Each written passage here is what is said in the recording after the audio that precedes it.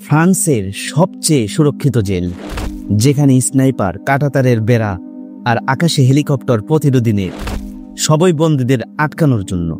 আপনি কি কখনো ভেবেছেন কেউ কি এমন জেল থেকে পালাতে পারে? আমরা জানতে চলেছি একজন বন্দী মিনিটের মধ্যেই পুরো নিরাপত্তা ব্যবস্থাকে ফাঁকি দিয়ে কিভাবে পালিয়েছিল। ছোটবেলায় চুরি করা এক দরিদ্র ছেলে কিভাবে হয়ে উঠল ফ্রান্সের সবচেয়ে কুখ্যাত ও সাহসী অপরাধী। ব্যাংক ডাকাতি, হত্যা, একের পর এক জেল ভাঙা, সবই যেন সিনেমার দৃশ্য। আজ আমরা জানব সেই অবিশ্বাস্য গল্প যা বাস্তব কেউ হলিউডের সিনেমার মতো করে দিয়েছে। প্রস্তুত তো? কারণ একবার শুরু করলে আপনি শেষ পর্যন্ত চোখ সরাতে পারবেন না। আর যদি আপনি সত্যই এই গল্পের প্রতিটি চমকপ্রদ মুহূর্ত জানতে চান, তাহলে অবশ্যই আপনাকে ভিডিওর শেষ পর্যন্ত থাকতে হবে। আর আপনাদের কাছে ছোট্ট একটা অনুরোধ, এই তথ্যগুলো একত্রিত করতে আমি এবং আমার টিমকে অনেক রিসার্চ ও পরিশ্রম করতে হয়েছে। আপনি যদি আমাদের সাপোর্ট করতে চান, ভিডিওটি লাইক দিন, একটি কমেন্ট করুন আর আমাদের চ্যানেলটি সাবস্ক্রাইব করুন। এটি আমাদের অনুপ্রেরণা জাগিয়ে রাখবে। রেডোইন ফাইট, ফরাসি জেল পালানোর রাজা। ফ্রান্সের রিও জেলটি ছিল সর্বোচ্চ সুরক্ষিত জেলগুলোর মধ্যে একটি। চারদিকে বিশাল কনক্রিটের দেয়াল, কাঁটাতারের বেড়া, অসংখ্য সশস্ত্র নিরাপত্তা প্রহরী, ওয়াচ টাওয়ারে স্নাইপারদের দিনরাত নজরদারি, এমনকি ড্রোন বা হেলিকপ্টার ঠেকানোর জন্য এখানে বসানো ছিল অ্যান্টি এয়ারক্রাফট গ্লিড। এক কথায় এই জেল থেকে পালানো ছিল প্রায় অসম্ভব। কিন্তু দিনটা ছিল 2018 সালের 1 জুলাই। সেদিন সকাল প্রায় 11:20 দিকে হঠাৎই জেলের আকাশে একটি হেলিকপ্টার দেখা যায়। আর সেই হেলিকপ্টারের ভিতরে বসেছিল ফ্রান্সের most wanted criminal, gangster, bank ডাকাত এবং একজন পুলিশ অফিসারের খুনের আসামি রেডোইন ফাইট। সে ছিল জেল পালানোর এক মাস্টার মাইন্ড। সিনেমার মতো ডাকাতি করা আর জেল থেকে বারবার পালিয়ে যাওয়া, এসব যেন তার কাছে নিছকই খেলা। অন্ধকার থেকে উঠে আসা গ্যাংস্টার রেডোইন ফাইট কিভাবে এমন একজন বড় গ্যাংস্টার হয়ে উঠল, চলুন আগে সেই বিষয়ে জানা যাক। 1972 সালের 10 মে ফ্রান্সের রাজধানী প্যারিসের ক্রেল এলাকায় এক আলজেরীয় ফরাসি পরিবারে রেডোইনের জন্ম হয়। তার বাবা একটি ফ্যাক্টরিতে কর্মী ছিলেন। একটি ছোট্ট ঘরে 11 জন ভাই বোন মিলে তারা থাকত। পরিবারটি ছিল অত্যন্ত দরিদ্র। রেডোইনের বয়স যখন 6, তখন সে একদিন তার দাদার সাথে একটা লোকাল সুপারমার্কেটে যায়। তাদের কাছে কিছু কেনার মতো টাকা ছিল না, কিন্তু লোভ সামলাতে না পেরে তারা দুজন ওখান থেকে জিনিসপত্র চুরি করে। সেই রাতে ধরা পড়ার পর মায়ের মাথায় হাত রেখে দিব্যি করে রেডোইন শপথ নেয় যে সে আর কোনোদিন চুরি করবে না। কিন্তু এই শপথের পথ ধরেই রেডোইনের জীবনে একটি নতুন অধ্যায় শুরু হয়, আর তা হলো ফিল্মের প্রতি ভালোবাসা। ফরাসি gangster movie, crime series, Hollywood thriller movie, এগুলো রেডোইনের ভীষণ পছন্দের ছিল। সে প্রায়ই ভাবত এই গল্পগুলো যেন তার নিজের জীবনের গল্প। বিশেষ করে স্কারফেস, হিট এবং রিজার্ভিয়ার্স ডগসের মতো সিনেমাগুলো তাকে গভীরভাবে প্রভাবিত করে। তার পরিবার তখন ভাবতেও পারেনি যে এই ক্রাইম ফিল্মের নেশাই রেডোইনের জীবনের সর্বনাশের যবনিকা টেনে আনবে। রেডোইন ধীরে ধীরে বড় হচ্ছিল, আর বড় হওয়ার সাথে সাথে তার চুরি করার প্রবণতা নেশায় পরিণত হয়। মায়ের মাথায় হাত দিয়ে দিব্যি করা সত্ত্বেও সে চুরি বন্ধ করেনি। টিভি, রেডিও, কম্পিউটার, গাড়ির যন্ত্রাংশ, সোনা, রূপো, হাতের সামনে যা পেত সেটাই চুরি করত। আর এই চুরি করা টাকা দিয়ে সে কি করত জানেন? সে এই টাকায় বিলাসিতা করত, দামি জামা কাপড় কিনত আর নিজের গ্যাংয়ের পিছনে খরচ করত। শেষ পর্যন্ত মাত্র 18 বছর বয়সে রেডোইন তার জীবনের প্রথম ব্যাংক ডাকাতি করে। এই ডাকাতি করার সময় সে একজন মহিলা ব্যাংক কর্মীর মাথায় বন্দুক ঠেকিয়ে বলে উঠেছিল, চুপ করো, 2 টুকরো হয়ে যাবে। মজার বিষয় হলো এই ডায়লগটা রেডোইন তুলে নিয়েছিল একটি ফরাসি ক্রাইম ফিল্ম থেকে। ডাকাতির শেষে সে বাড়ি ফিরে সোজা স্কুলে যায় পরীক্ষা দিতে। ভাবুন একবার, কি সাংঘাতিক লেভেলের মানসিকতা। এভাবেই একটু একটু করে সময় পার হতে থাকে। 1990-এর দশকের শেষের দিকে সে পরপর বেশ কয়েকটি ব্যাংক ডাকাতি করে। সে তার পুরো গ্যাং নিয়ে একদম সিনেমাটিক কায়দায় ডাকাতি করতে যেত। বুলেট প্রুফ গাড়ি, হাতে AK-47 রাইফেল, মুখোশ, কোড নাম, গেট আউট এ ভেহিকেল, সবকিছু একেবারে অ্যাকশন মুভির মতো সাজানো হতো। জানা যায় 1995 সালের হলিউড সিনেমা হিট দেখে সে প্রায় 100 বার নোট করেছিল কিভাবে সাজোয়ার ট্রাক লুট করতে হয়। এমনকি একবার প্যারিস ফিল্ম ফেস্টিভ্যালে সে হিট সিনেমার পরিচালক মাইকেল ম্যানের সামনে দাঁড়িয়ে বলেছিল, আপনি আমার টেকনিক্যাল অ্যাডভাইজার ছিলেন। প্রথম পালায়ন ও হত্যা মামলা।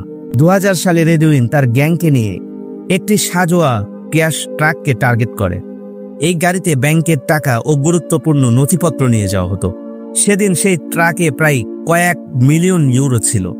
এই গ্যাং যখন ট্রাকটিকে টার্গেট করে তখন অন্য গাড়িতে লুট করা শেষ হতে না হতেই সেখানে পুলিশ চলে আসে। পুলিশের সাথে তাদের গোলাগুলি শুরু হয়। এই সময় রেডউইনের হাতে একটি গুলি লাগে। আহত হলেও সে সেখান থেকে পালিয়ে গিয়েছিল। কিন্তু এই ডাকাতির ঘটনায় ডাকাতের গুলিতে আরেলি ফুকে নামের একজন মহিলা পুলিশ অফিসার নিহত হন। সেদিন রেডউইন ফুকের উপর গুলি চালায়নি, গুলি চালিয়েছিল তার টিমের একজন সদস্য। কিন্তু যেহেতু পুরো ডাকাতির পরিকল্পনাকারী সেই ছিল, তাই এই খুনের দায় তার উপর চাপানো হয়। এই মামলায় 2011 সালে রেডউইনকে প্রথমবার 25 বছরের কারাদণ্ড দেওয়া হয়। এরপর 2013 সালের এপ্রিলে একবার জেলের মধ্যে থেকে সে ডিনামাইটের বিস্ফোরণ ঘটিয়ে জেল থেকে পালিয়ে যায়। মাত্র 5 মিনিটের মধ্যে গার্ডের মাথায় পিস্তল ঠেকিয়ে পরপর 5টি ডিনামাইট বিস্ফোরণ ঘটিয়ে সে জেল থেকে বেরিয়ে যায়। এই পুরো ঘটনাও সে একটি ফিল্মি স্টাইলে সাজিয়েছিল। এই ঘটনার পর ফ্রান্স সরকার তাকে মোস্ট ওয়ান্টেড ক্রিমিনাল হিসেবে ঘোষণা করে। তাকে খোঁজার জন্য গোটা দেশ জুড়ে চিরুনি তল্লাশি চালানো হয়। তবে 6 সপ্তাহ পর তাকে আবার গ্রেফতার করা হয়। জেল থেকে পালানোর পর রেডউইনকে যখন পুলিশ গ্রেফতার করে তখন ফরাসি কর্তৃপক্ষ তাকে আর কোনো সাধারণ জেলে রাখার ঝুঁকি নিতে চায়নি। তাই তাকে সরাসরি প্যারিসের সবথেকে হাই সিকিউরিটি জেল রিওতে ট্রান্সফার করা হয়। হেলিকপ্টার ছিনতাই করে দ্বিতীয়বারের মতো পলায়ন। রিও জেলের ভিতরের নিরাপত্তা ছিল ভয়াবহ।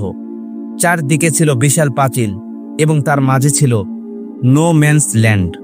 বাইরের দেয়ালে সেন্সর লাগানো ছিল, কেউ কাছে গেলেই অ্যালার্ম বাজত। চারিদিকে উঁচু টাওয়ারে স্নাইপাররা সবসময় নজর রাখত। এই জেলে শুধু তাদেরকেই রাখা হতো যারা ছিল এক্সট্রিমলি ডেঞ্জারাস ক্রিমিনাল। প্রতিটি কয়েদির জন্য ছিল আলাদা সেল। রেডউইনকে একটি হাই সিকিউরিটি আইসোলেটেড সেলের মধ্যে রাখা হয়েছিল। দিনে 24 ঘন্টার মধ্যে সে মাত্র 1 ঘন্টা সেল থেকে বের হওয়ার অনুমতি পেত। কিন্তু এত কিছুর পরেও রেডউইনকে এই জেল আটকাতে পারেনি। এবার আমরা আসব জেল পালানোর দিনের ঘটনায়। দিনটি ছিল 2018 সালের 1 জুলাই। সকাল 9টার দিকে ফেটলি এবং জুলিয়াস নামের দুজন লোক একটি ছোট্ট এয়ারপোর্টে যায়, যেখানে হেলিকপ্টার এবং প্লেনের ফ্লাইট ট্রেনিং দেওয়া হতো। তারা নিজেদের ফ্লাইট স্কুলের ছাত্র বলে পরিচয় দেয় এবং সেখানকার ফ্লাইট ইন্সট্রাক্টর স্টিফেনকে নিয়ে একটি হেলিকপ্টার উড়ে যায়। হেলিকপ্টার আকাশে ওঠার কিছুক্ষণের মধ্যেই এই দুজন লোক বন্দুক দেখিয়ে পাইলটকে অপহরণ করে। অন্যদিকে জেলের গার্ডরা বেশ কিছুদিন ধরেই রেডউইনের উপর নজর রাখছিল। প্রায় 3 সপ্তাহ ধরে তারা তার আচরণে অস্বাভাবিকতা লক্ষ্য করেছিল। তার বাড়ির লোকজন ঘন ঘন তার সাথে দেখা করতে আসছিল এবং ফোনে কথা বলার সময় সে কোড ল্যাঙ্গুয়েজ ব্যবহার করছিল। গার্ডদের সন্দেহ হচ্ছিল যে রেডউইন হয়তো জেল থেকে পালানোর পরিকল্পনা করছে, কিন্তু সে ঠিক কি করতে চলেছে সেই ধারণা তাদের ছিল না। জেল পালানোর দিন সকাল 10:30-এ রেডউইনের দাদা রশিদ তার সাথে দেখা করতে জেলে আসে। এটিও তাদের পরিকল্পনার একটি অংশ ছিল, কারণ আইসোলেটেড সেল থেকে রেডউইনকে বের করা সহজ ছিল না। তাই প্রথমে তাকে ভিজিটিং রুমে নিয়ে আসা হয়। আর ঠিক তখনই রেডউইন ভিজিটিং রুমে আসার সাথে সাথে ছিনতাই করা হেলিকপ্টারটি জেলের কাছে চলে আসে। তারা আগেই ড্রোন দিয়ে দেখছিল যে পুরো জেলের উপরে অ্যান্টি হেলিকপ্টার নেট লাগানো থাকলেও জেলের উঠানের একটি ছোট্ট জায়গায় কোনো নেট লাগানো ছিল না। সেই ছোট জায়গা দিয়ে হেলিকপ্টারটি জেল চত্বরে ঢুকে পড়ে। হেলিকপ্টার থেকে নামার আগেই তারা মাটিতে একটি স্মোক গ্রেনেড ছুড়ে দেয়, ফলে পুরো জায়গাটা ধোঁয়ায় ঢেকে যায়। তারপর তারা অ্যাঞ্জেল গ্রাইডার ব্যবহার করে ভিজিটিং রুমের নিরাপত্তা দরজা কেটে সরাসরি রেডউইনের কাছে পৌঁছে যায়। গার্ডরা কিছু বুঝে ওঠার আগেই রেডউইন হেলিকপ্টারে চেপে বসে আর সেটা আকাশে উড়ে যায়। এই পুরো ঘটনাটি মাত্র 10 মিনিটের মধ্যেই ঘটেছিল, যার কারণে এটিকে একটি মিনিট বাই মিনিট নিখুঁত অপারেশন বলা হয়। এরপর হেলিকপ্টারটি প্রায় 60 কিলোমিটার দূরে গোনেস নামের একটি জায়গায় ল্যান্ড করে। সেখানে আগে থেকে একটি গাড়ি রাখা ছিল। তারা পাইলটকে নামিয়ে দিয়ে পুরো হেলিকপ্টারে আগুন ধরিয়ে দেয় এবং সেখান থেকে গাড়ি নিয়ে পালিয়ে যায়। এই জেল পালানোর ঘটনার পর ফ্রান্স সরকার রেডওয়েনের উপর প্রায় 3000-এরও বেশি পুলিশ মোতায়েন করে। ড্রোন ব্যবহার করা হয়, ফোন ট্যাগ করা হয় এবং তার বন্ধু ও পরিবারের উপর কঠোর নজর রাখা হয়। এই সময়ে রেডওয়েন বিভিন্ন জায়গায় লুকিয়েছিল। সে বোরকা পরে মেয়েদের মতো সেজেও ঘুরে বেড়াচ্ছিল বলে জানা যায়। অবশেষে জেল থেকে পালানোর 93 দিন পর অর্থাৎ 2018 সালের 3 অক্টোবর রাতের বেলায় প্যারিসের সেন্ট মার্নে এলাকায় একটি বাড়ি থেকে পুলিশ রেডওয়েনকে গ্রেপ্তার করে। সেই বাড়িতে পুলিশ 3টি বন্দুক, হিজাব, নকল ভিসা এবং বিপুল পরিমাণে নগদ টাকা উদ্ধার করে। রেডওয়েনের এই কেস আবার আদালতে ওঠে।